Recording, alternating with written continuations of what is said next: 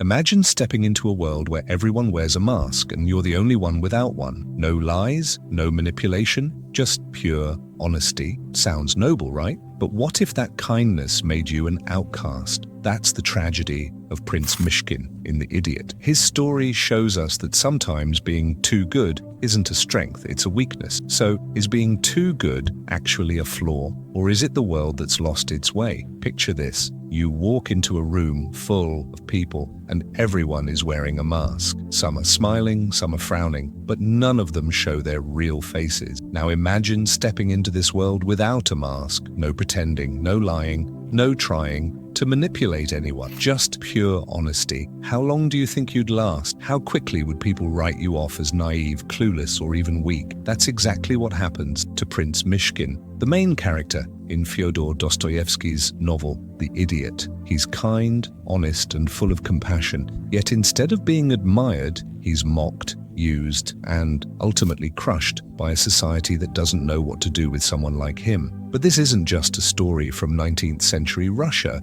it's a reflection of something that still happens today. Why do genuinely good people often struggle in a world that seems to reward those who are cunning and strategic? Why does sincerity sometimes attract ridicule instead of respect? And if being good means suffering, is it even worth it? By the end of this discussion, you'll see kindness, morality, and the risks of being too good in a whole new way. And the final insight, it might just change how you see the world and yourself. To understand why goodness is often mistaken for foolishness, we have to take a hard look at what society really values. We like to think we admire honesty, kindness, and integrity, but do we actually? Or do we just tolerate those traits when they don't get in the way of what we want? If you look at history, the people who rise to power aren't usually the ones who are purely good. They're the ones who understand human nature, who know when to be ruthless and when to be charming, who can hide their true motives behind a well-crafted image. Niccolo Machiavelli in The Prince argued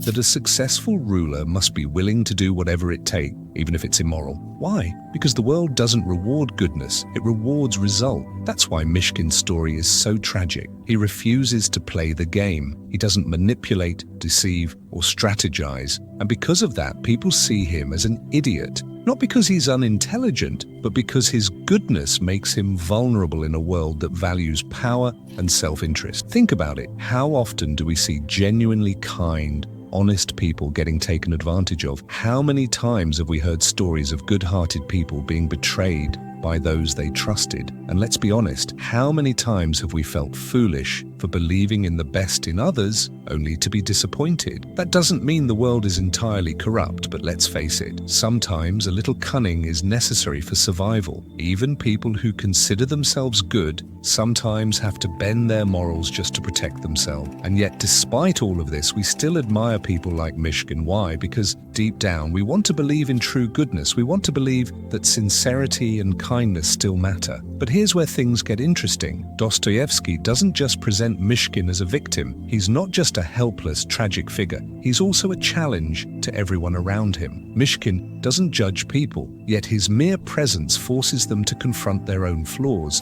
His honesty makes their lies obvious. His kindness makes their selfishness stand out. And that's uncomfortable. Instead of embracing him, they push him away because he reminds them of the parts of themselves they'd rather not see. So here's the big question. Is Myshkin really the fool, or is it the world around him that has lost its way? As we go deeper into this idea, we'll uncover what it truly means to be good in a world that doesn't always value goodness. And by the end, we'll reach the ultimate truth about kindness, one that might just change the way you see everything. The real tragedy of Myshkin's story isn't just what happens to him, it's how people perceive him. He doesn't see himself as a fool. He believes in love, honesty, and the goodness of human nature. But the more he tries to bring light into people's lives, the more they see him as an outsider, someone who doesn't fit into their world. But why? It all comes down to how people interact with one another. Whether in friendships, workplaces, or society as a whole, relationships are built on a subtle balance of power. Even in casual conversation, there's an unspoken negotiation happening. People choose their words carefully, act strategically,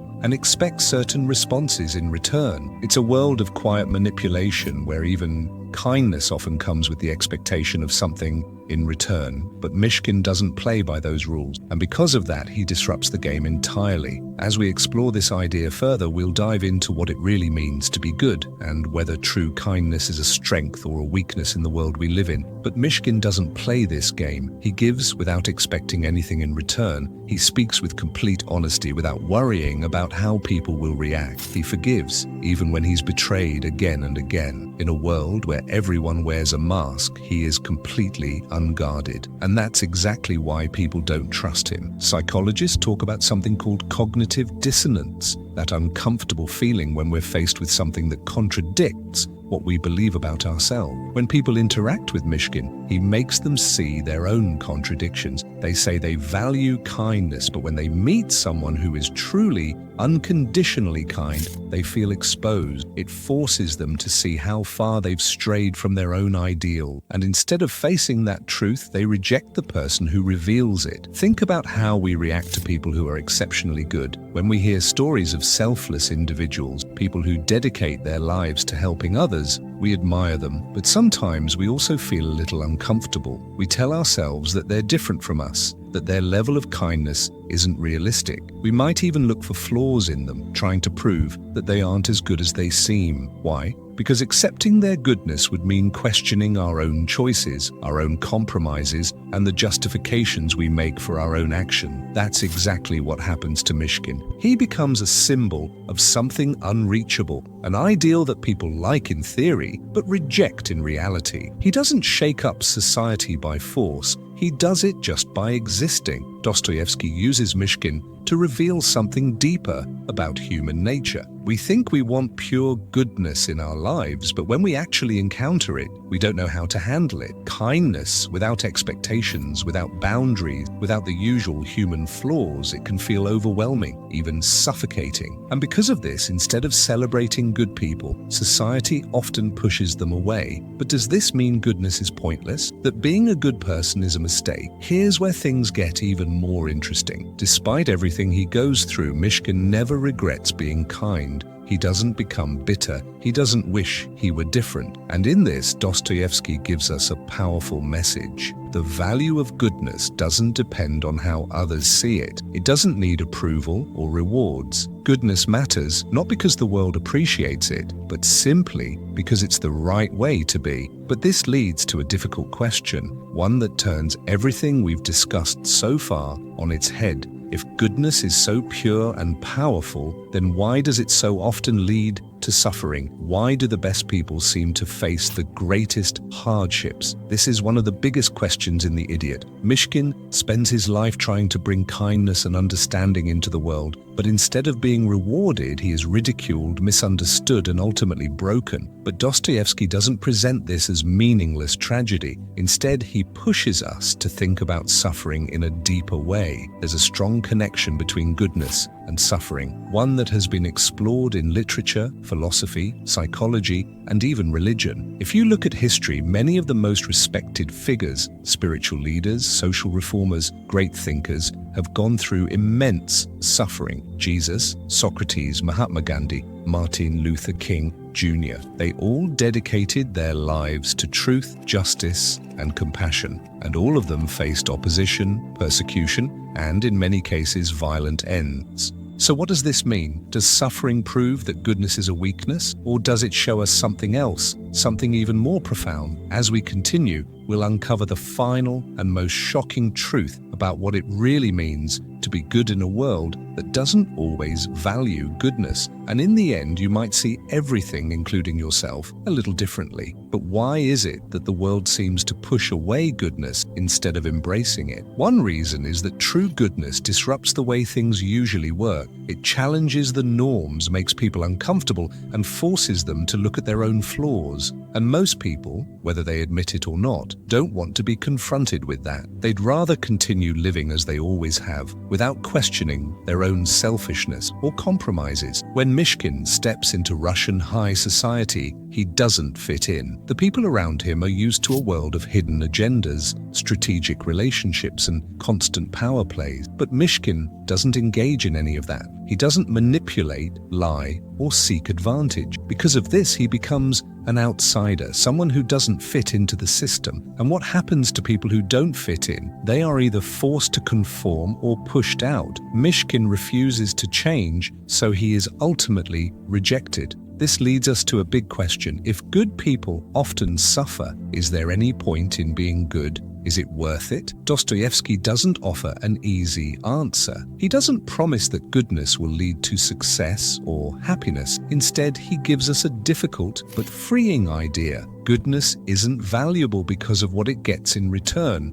It's valuable simply because it is good. In other words, being kind, honest, and compassionate isn't about getting rewards. It's not about being loved, praised, or even understood. It's not about achieving success or gaining influence. True goodness exists for its own sake. This is a tough concept to accept because we're taught to measure everything by results. We expect fairness. We believe that if we do good, we should get good in return. But real goodness doesn't work that way. It's not a transaction. It doesn't ask, what's in it for me? It just is. And yet this raises another difficult question. If goodness doesn't bring success, power, or influence, then does it really have any impact at all? What's the point of being good if the world keeps rejecting it? That's the final and most important idea we need to explore, because while Myshkin suffers, he also leaves a lasting impression on everyone he meets. Even those who reject or mock him can't forget him. In some way, they are changed by knowing him. This suggests that goodness, even if it doesn't seem to win, still has a quiet, powerful influence. It affects people in ways we might not immediately see. But what exactly is this hidden power, and how does it shape the world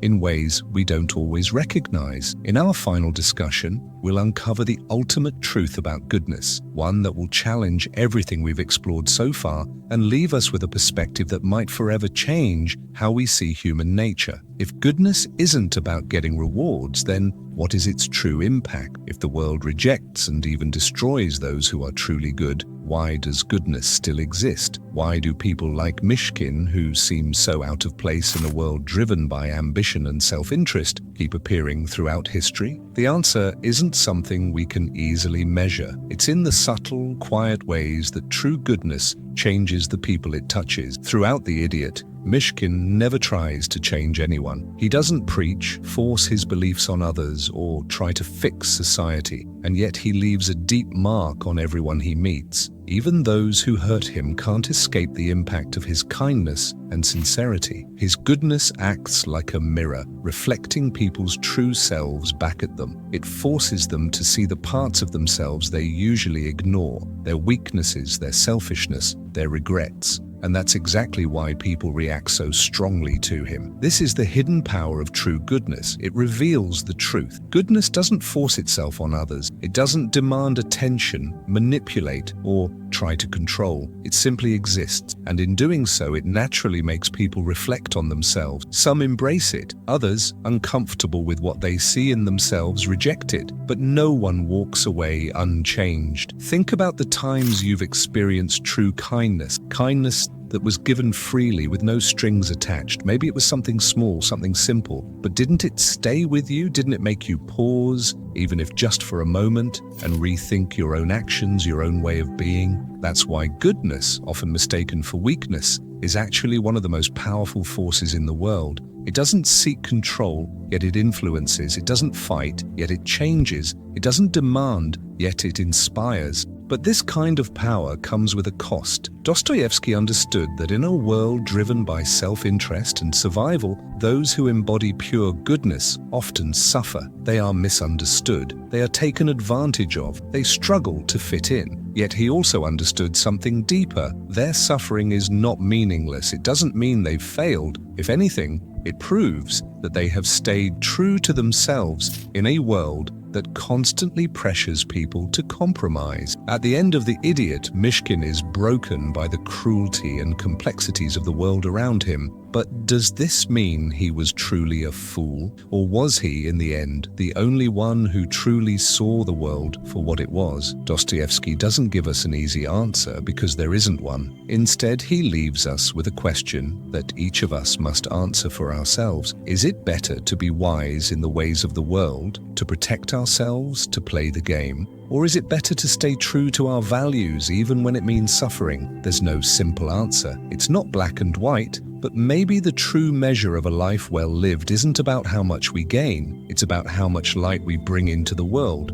no matter how small, no matter how unnoticed. And that leads to the final truth. Goodness isn't about rewards, it isn't about winning, it isn't about avoiding pain. True goodness exists not because the world values it, but because it is the right way to live. And in the end, whether the world calls you a fool or a saint, whether you are remembered or forgotten, whether your kindness is appreciated or rejected, what matters most is that you stay true to yourself. Because in a world that often rewards deception and self-interest, choosing to be good, despite everything, is the most powerful choice of all. As we wrap up, Prince Myshkin's journey forces us to question everything we think we know about goodness, kindness, and what it means to stay true to ourselves in a world that often values the opposite. So what do you think? Is being too good really a flaw? Or is it the world that's lost its way? I'd love to hear your thoughts. Drop a comment below